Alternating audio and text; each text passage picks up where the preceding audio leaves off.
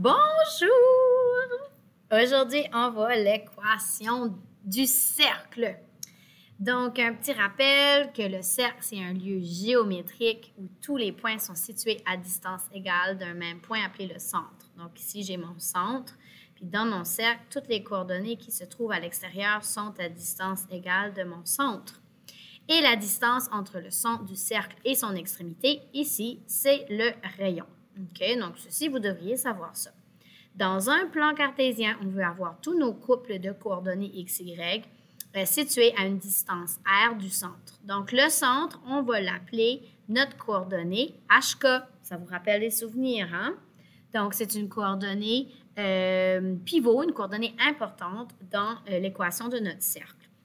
Alors que notre sommet, le centre du cercle, c'est pas le sommet, le centre du cercle va être HK. Une coordonnée sur l'extrémité du cercle va être x et y. Pour être capable de déterminer l'équation du cercle, il faut comprendre que c'est une dérivée de notre équation de distance entre deux coordonnées. Parce que si j'ai ma coordonnée HK ici et ma coordonnée XY ici, ce sont deux coordonnées. Alors, je pourrais théoriquement utiliser la formule de la distance pour calculer le rayon. OK? Mais on va la modifier un petit peu pour la rendre en équation canonique. Donc, première des choses que je vais faire, c'est que je vais enlever ma racine carrée ici. Pour enlever une racine carrée, je mets tout ça au carré, puis je vais mettre carré de l'autre côté.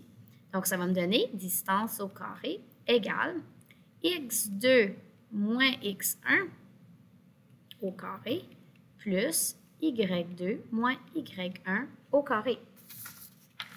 Alors, à ce point-ci, ce qu'on peut remarquer, j'ai ma distance au carré, puis ma distance entre mes deux points, c'est mon rayon. Alors, je peux changer mon D par un rayon. Fait que là, mon rayon au carré devrait être égal. Maintenant, mes deux coordonnées x2 et x1, on va prendre que notre coordonnée 1, c'est notre centre. Donc, notre x1, y1, c'est notre centre h et k, alors que la coordonnée 2, x2, y2, c'est notre coordonnée x, y, qui se situe sur le tour du cercle. Alors, si je remplace ça maintenant dans ma formule, mon x2, ça fait x, moins mon x1, qui est mon h au carré, plus y moins k au carré. Alors, ceci, c'est ma formule, oh le beau rose aujourd'hui, c'est ma formule pour mon équation canonique. Donc, ce que j'ai besoin de trois paramètres. J'ai besoin du h, du k, OK, ça c'est ma coordonnée du centre, et j'ai besoin de mon rayon pour écrire mon équation. Okay? Donc, voyons un exemple de déterminer l'équation canonique du cercle à partir de son rayon et d'une coordonnée. OK? Donc, ici, si on regarde le cercle est là, ça, c'est une coordonnée en périphérie, donc c'est x1, y1. Ici, c'est ma coordonnée du centre qui est à, c'est des bonds de 2, donc c'est 4 et c'est des bonds de 2 là. C'est 4 négatif 2. Ça, c'est mon h et mon k. Donc, la première des choses que je vais faire pour écrire mon équation canonique, r au carré égale x moins h au carré plus y moins k au carré, j'ai besoin de trois paramètres. J'ai besoin de mon rayon. Puis souvent, notre rayon, tout le temps, on va mettre notre rayon au carré, OK? Donc, c'est important de trouver le rayon au carré. Ensuite, on a besoin de trouver notre h et notre k. Bien, on a déjà notre h et notre k. Notre h est 4, notre k est négatif 2. Donc là, il me manque juste mon rayon au carré. Je vais utiliser mon équation, ma coordonnée du centre et ma coordonnée x1 et y1 pour trouver mon r au carré. Donc, je vais remplacer. Le x de ma coordonnée, c'est 8,2. Moins le h de mon centre, c'est 4 au carré. Plus le y de ma coordonnée, qui est 3,6. Moins le k de ma coordonnée, qui est négatif 2 au carré. Et là, on calcule. Alors, si je fais 8,2 moins 4, ça fait 4,2. Je valide sur mon corrigé en même temps. Au carré, donc ça fait 17,64. Plus, là, je vais faire celle-ci, donc 3,6 moins négatif 2 qui fait 3,6 plus 2 c'est 5,6 et je mets ça au carré. Ça me fait 31,36. Je vais additionner mes deux valeurs. Donc, 31 et 36 plus 17,64. Et ça me fait un rayon au carré de 49.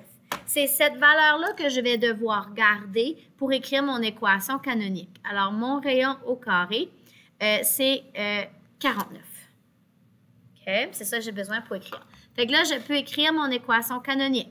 Donc, mon rayon au carré, c'est 49 égale x moins mon h, qui est 4 au carré, plus y moins négatif 2. Mon cas est négatif 2, mais on sait que la soustraction de négatif, ça fait plus 2 au carré. Donc, ça, c'est comme ça que tu vas écrire ton équation canonique. 49 égale x moins 4 au carré plus y plus 2 au carré.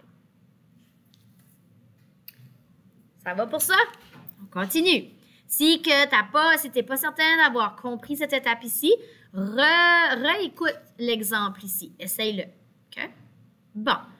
Déterminer le centre du rayon, déterminer le centre et le rayon du cercle qui est représenté par cette équation générale ici. On va faire un peu d'espace. Donc, première des choses qu'il faut que tu te rappelles, si tu regardes ton équation canonique, ici, tu as un terme constant, puis là, ici, tu as tes variables. Donc, ta première des choses que tu vas faire, c'est que tu vas vouloir envoyer ça l'autre côté, OK?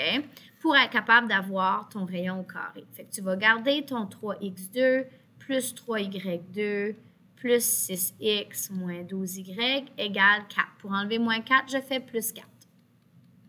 Ça, c'est parti d'ici.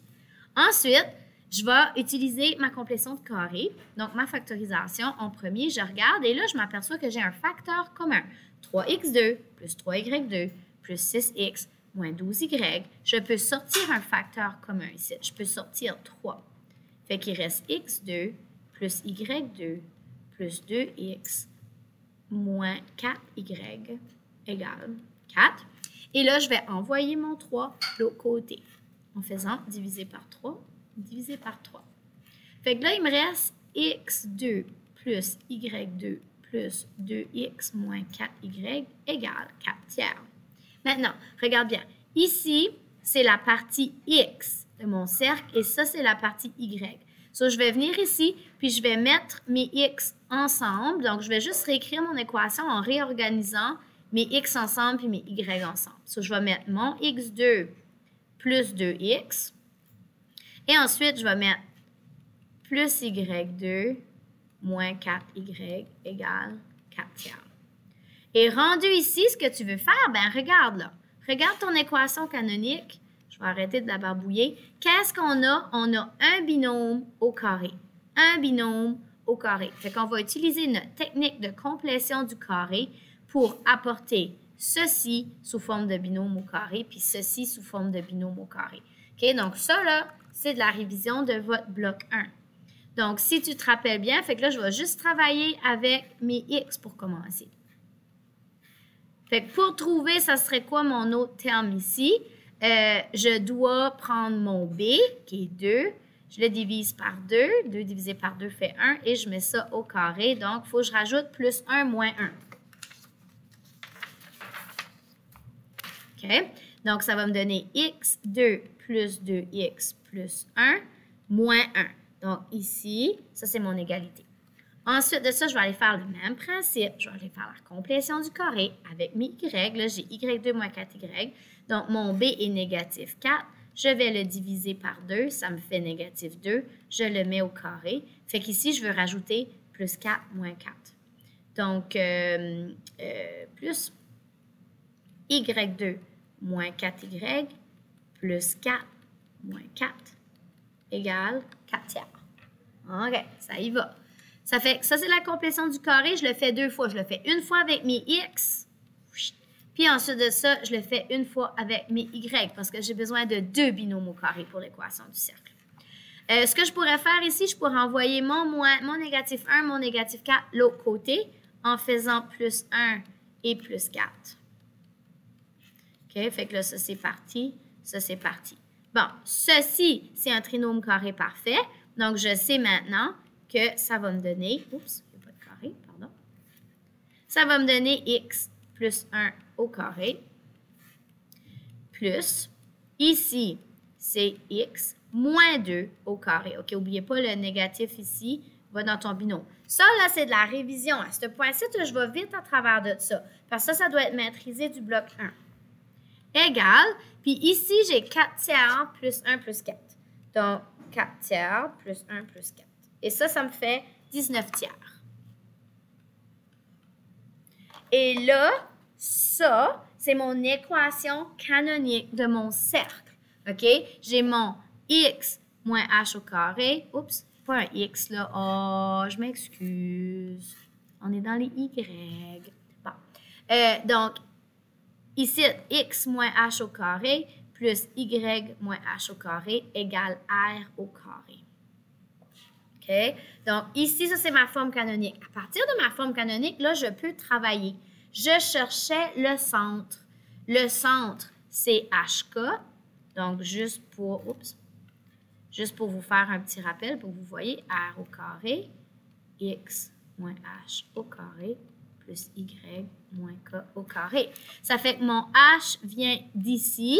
Et n'oubliez pas, à cause de mon moins ici, mon signe que je vais sortir est toujours l'opposé. Donc, mon H va être moins 1.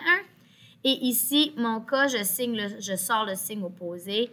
Mon K est 2. Donc, mon centre est négatif 1, 2. Ça, c'est mon centre. Ensuite, si je cherche mon rayon, OK, parce qu'on demandait le rayon, bien, je sais que mon rayon au carré, c'est 19 tiers. Donc, si je veux savoir la longueur du rayon, il faut que j'isole mon R. Puis, comment j'enlève mon carré? Je fais la racine carrée. Et ça reste 19 tiers. C'est la racine carrée de 19 tiers. Je vais le laisser comme ça. Donc, encore une fois, si tu n'as pas compris ce numéro ici, tu peux retourner et le réécouter de nouveau. Prochain type de numéro qu'on peut vous demander, on peut vous donner l'équation canonique du cercle avec une coordonnée et vous demander si cette coordonnée-là est bel et bien sur la circonférence du cercle. Donc ici, regardez l'exemple. Détermine si le point 3, 7, donc ça c'est une coordonnée xy, se situe sur la circonférence du cercle d'équation x2 plus y moins 3 au carré égale 25. Donc, juste pour faire un petit à côté, tu pourrais déjà déterminer ton rayon si tu voulais, juste pour faire une révision. Ici, vu que je n'ai pas de parenthèse, ça veut dire que mon x moins h au carré, ça veut dire que mon h est 0. Et ici, mon k, je sors le signe opposé. Mon centre serait 0,3. OK? Juste un petit rappel. Puis mon rayon, si je voudrais le trouver, mais je sais que mon rayon au carré, c'est 25. Donc, si je voudrais trouver le rayon, je ferais racine, mon rayon serait 5. Mais ceci, ça ne nous aide pas pour notre problème, là. Okay? C'était juste pour faire une petite révision des paramètres. Donc, pour valider si ma coordonnée se situe sur la circonférence du cercle, je vais prendre ma coordonnée XY, je vais remplacer le X et le Y dans mon équation et je vais aller valider si mon égalité est vraie. Alors, si mon X est 3 au carré, plus mon Y de ma coordonnée, c'est 7 moins 3 au carré, est-ce que c'est bel et bien égal à 25? Si c'est égal, si c'est une égalité, ça veut dire que ma coordonnée se situe sur la circonférence du cercle. 3 au carré, c'est 9, plus 7 moins 3, 4. 4 au carré, 16 égale 25. 9 plus 16, est-ce que 25 égale 25? Oui, la coordonnée est sur la circonférence. J'écris mal. Alors voilà, celui-là, ça devrait être assez facile. Et c'est vos devoirs. OK? Donc, s'il y a des parties ici que tu n'as pas compris, n'hésite pas à réécouter la vidéo, regarder tes notes. Donc, en gros, le centre, c'est HK. On a tout le temps une coordonnée X et Y qui se situe sur la circonférence du cercle. Puis, le troisième paramètre, c'est mon rayon au carré. OK? Donc, tu as besoin de rayon au carré, tu as besoin de H et de K. Sur ce, je vous souhaite un super beau devoir.